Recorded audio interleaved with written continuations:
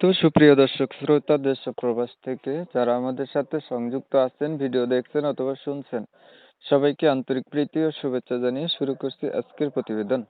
বন্ধুরা, আমার সাথে সংযুক্ত আছে সুইট একটা মিষ্টি মেয়ে। তার জীবনের গল্প কথাগুলা তুলে ধরার চেষ্টা করব আপনাদের সাথে।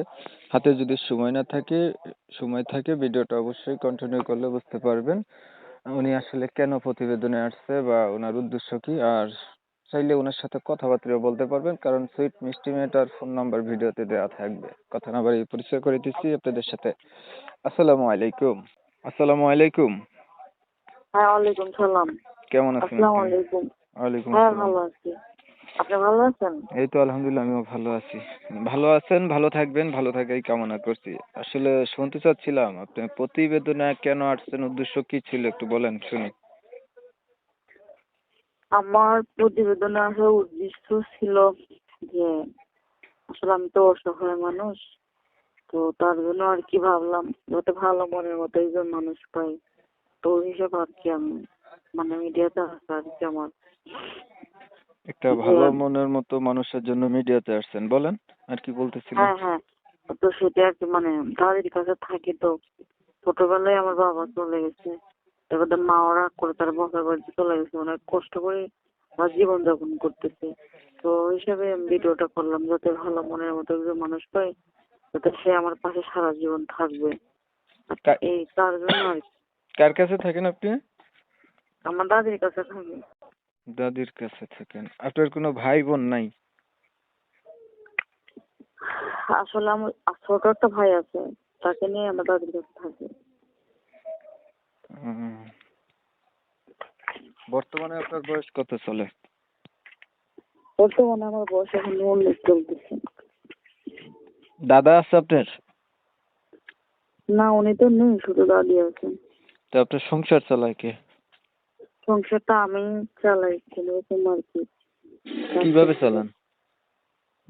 একটু কোন রকম কাজ টাজ করে আর কি, কি কাজ করেন? মানুষের পাশে কাজ টাজ করে আর কি চালাই।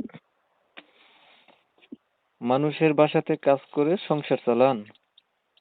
হ্যাঁ হ্যাঁ, সেটা করেই চালাই আর কি। লেখাপড়া কিছু করছেন? হ্যাঁ, আমি পড়াশোনা করছি, 7 পর্যন্ত পড়াশোনা করছি। কোরআন শরীফ পড়তে পারেন? না, সেটা অবশ্যই পড়তে পারি না, কিন্তু আমি এমনিতে সবকিছুই পড়তে পারি, কারণ সেটা আমি পড়তে পারি না, কারণ সত্যি কথা বললে তো কোনো প্রয়োজন নেই তাই। এখন আপনি আসলে কোন ধরনের মানুষ চাচ্ছিলেন বলেন?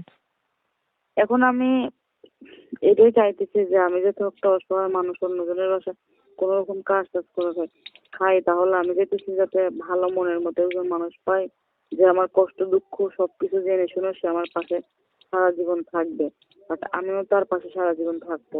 তো এরকম একটা মানুষ হলেই আমার হবে।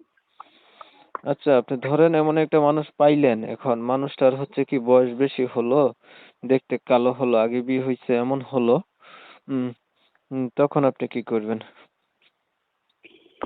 সেটাতে আমার কোনো প্রয়োজন নেই। একটা কথা হলো কি যে রূপ চেহারা দিয়ে কখনো ভালোবাসার বিচার করা যায় না।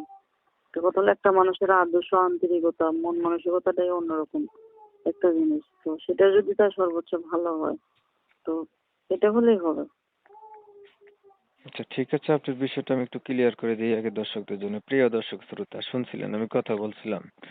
এই সুইট আপুটা হচ্ছে প্রতিবেদন আসছে, ভালো একটা মনের মতো মানুষ চাচ্ছে, অনেক চেহারা চাপ অনেক সুন্দর আছে, আমার কাছে ফটো পাঠাইছে, সেটা অনুসারে বলছি। এখন উনি চাচ্ছে, ওনার হচ্ছে পরিবারে অবস্থা বেশি একটা ভালো না, উনি ওনার সংসারের হাল ধরে টুকিটাকি কাজকর্ম করে মানুষের বাসায়। ওনার অতীত জানার পরে কেউ একজন মানুষ যদি ওনার পাশে থাকে বা ওনার দায়িত্ব নেয়, মনের সাথে মন যদি মিল খায়, জীবন সাথী করবে, এই উদ্দেশ্য নিয়ে উনি আসছিল। আমি হচ্ছে ওনার কথাগুলো আপনাদের মাঝে তুলে ধরার চেষ্টা করছি মাত্র। তবে আমি কমিউনিটি গাইডলাইনের কারণে মিষ্টি মেয়েটার নাম এবং ঠিকানা আপনাদের মাঝে নিতে পারি নাই। যারা হচ্ছে ওনার নাম ঠিকানা জানতে চান বা ওনার সাথে সরাসরি ভাবে কথা বলতে চান, তারা চাইলে ওনার নাম্বার আমি দিয়ে রাখছি, কথা বলতে পারেন। আপনারা হচ্ছে অনেক সময় নিয়ে আপনাদের মূল্যবান সময় নষ্ট করে ধৈর্য ধরে আমার সাথে থেকে আমার চ্যানেলে ভিডিও দেখছেন। এমএসকে টিভির পক্ষ থেকে সবাইকে জানাই অসংখ্য ধন্যবাদ। আপনি কি আর কিছু বলবেন? না না, আমি আর কিছু বলবো না।